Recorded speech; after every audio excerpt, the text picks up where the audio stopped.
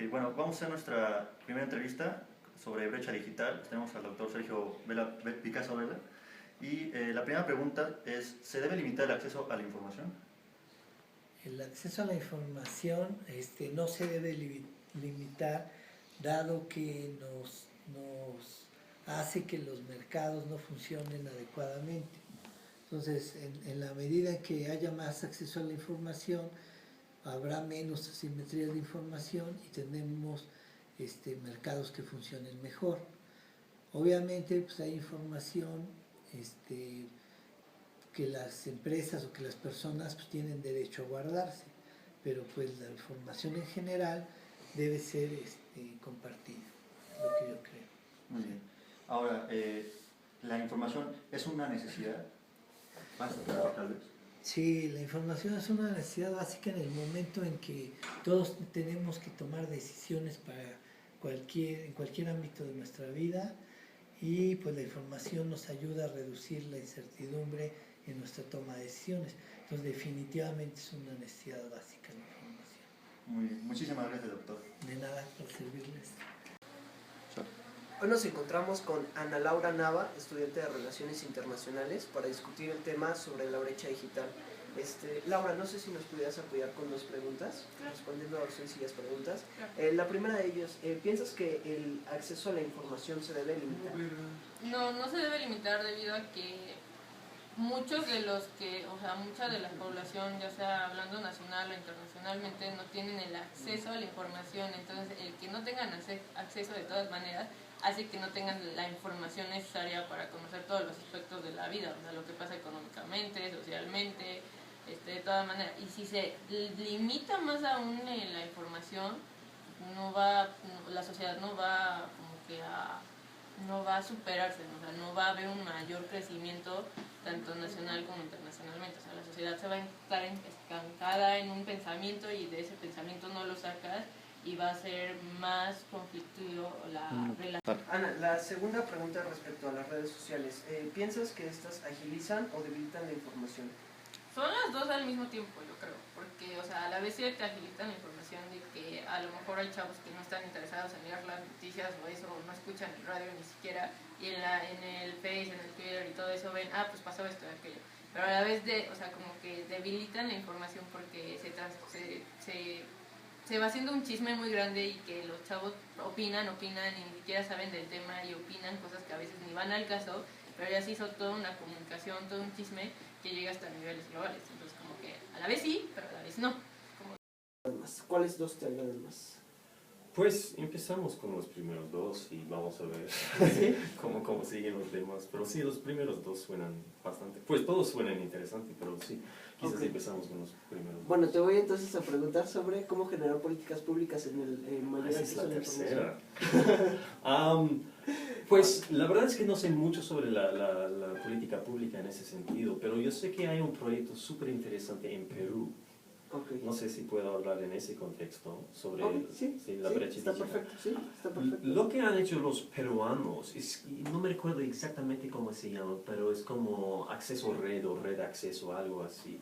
Y lo que han hecho es, en los barrios, en los lugares más pobres, ponen unos computadores en lugares públicos.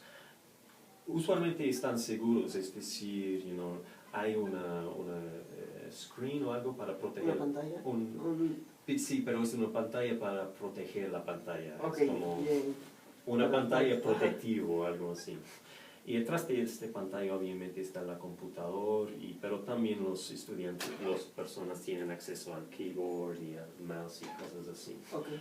Y lo que hicieron es que no había ninguna clase de computación, ninguna clase sobre cómo usar la internet o nada así. Era por un lado un experimento al inicio de los años 90 a ver si las personas podían aprender a usar el internet y los computadores por sí mismos. Y lo que encontraron es que los adolescentes y los niños podían conseguir acceso a la internet por sí mismos, sin clases, sin nada. Entonces, a partir de esas experimentaciones sociales, empujaron unas nuevas clases y nuevos como sitios, por lo cual instalaron una serie de computadores en los lugares más pobres para promover el acceso a la información por medio de la Internet. Entonces, este era un intento por medio de la política pública a disminuir la brecha digital en ese contexto, entre los sectores más ricos y más pobres. En el contexto de México no tengo ni idea de sus políticas, pero en Perú ese es un caso súper famoso en los años 90 y muy exitoso. Ok, perfecto. ¿Lo grabaste? Ok, pues creo que ya está. Si quieres grabamos nada más. Hoy estamos discutiendo el tema de brecha digital con el doctor Guy Emerson. Él es especialista en relaciones internacionales. Guy, ¿nos podrías ayudar con esta pequeña pregunta que tenemos respecto a la brecha digital? ¿Piensas que se debe limitar el acceso a la información? ¿Otra vez? ¿Cómo? ¿Se debe limitar el acceso a la información? ¿En qué sentido? No entiendo la pregunta. Perdón. Ok, no te preocupes. Es respecto a la brecha digital en cuestión de sectores. ¿Tú piensas que se debe limitar el acceso a la información o que todos deberíamos de tener acceso a la misma información, a las mismas fuentes? Entonces, como todavía no entiendo la pregunta, perdón. No te preocupes. Si quieres pasamos a otra. No, ¿Sí? es como quieras. Sí, Como quieras. okay. ¿Dónde está? ¿Cuál? Aquí, sí, se debe limitar el acceso a la información. Pero bien, ¿cómo limita? Es decir, restringir a ciertos sectores respecto a la información. ¿Con respecto a los que no pueden conseguir acceso a la Internet? ¿O el Internet en sí mismo limita? O a lo mejor dicho de otra manera, todos deberíamos de tener acceso a la información. Sin dudas. Sí, y esta es la cosa más emancipatoria con respecto al Internet, que tenemos la posibilidad de conseguir acceso a la más información posible. Sin duda, este es el lado más emancipatorio. La pregunta es que, hay sectores de la población debido a factores económicos que no pueden conseguir acceso a la Internet. Y sí, ese es un problema gigante. Es decir, los excluidos en la vida económica y la vida social siguen siendo excluidos en la vida digital. Y ese es un problema sin dudas. Pero también hemos visto unas corrientes adentro de la Internet en sí mismo, en donde los estados o las organizaciones están tratando de controlar la información adentro de la Internet, sea por medio de unas organizaciones como la NSA en los Estados Unidos y el caso más famoso de Edward Snowden y WikiLeaks y cosas así. Entonces, por mi parte hay dos lados de la pregunta, entonces no sé cuál lado debe responder, pero debo yo responder, pero bien. Está perfecto. Sí, muchas gracias. Si quieres le cortamos. Y hoy estamos hablando sobre la brecha digital. Nos encontramos con el doctor Guy Emerson. Él es doctor en Relaciones Internacionales. Guy, ¿nos podrías ayudar con una simple pregunta? Es respecto a la brecha digital, como ya lo mencionamos. ¿Tú piensas que las redes sociales agilitan o debilitan la información? En algún sentido, yo creo lo que vemos con algunas redes sociales es un aumento en la polarización de los debates que hemos visto. Polarización en el sentido en que, unos actores y unos grupos adentro de las redes sociales pueden como promover sus propias posturas sin tomar en cuenta los temas. Entonces, en vez de una conversación adentro de las redes sociales, a veces vemos más una dinámica más polarizada, en donde tenemos un campo que hay un más cierto y hay un más fuerte en su postura y conversan adentro de sí mismos en vez de conversar con los demás. Entonces no es un debate, no es una conversación, más bien es como una postura más,